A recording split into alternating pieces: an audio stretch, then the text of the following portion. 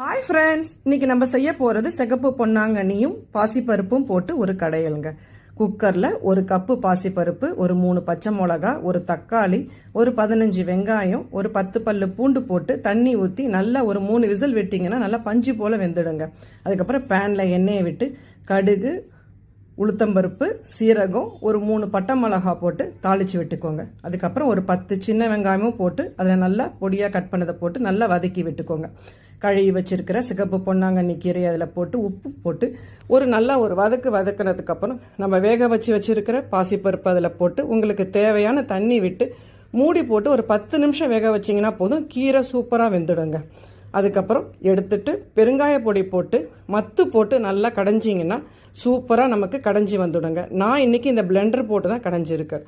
நல்லா சுட சுட சாதத்தில் நெய் போட்டு இந்த கடையில் போட்டு சாப்பிட்டு பார்த்தீங்கன்னா ரொம்ப சூப்பராக இருக்கும், டேஸ்ட்டாக இருக்குங்க. Thank you friends.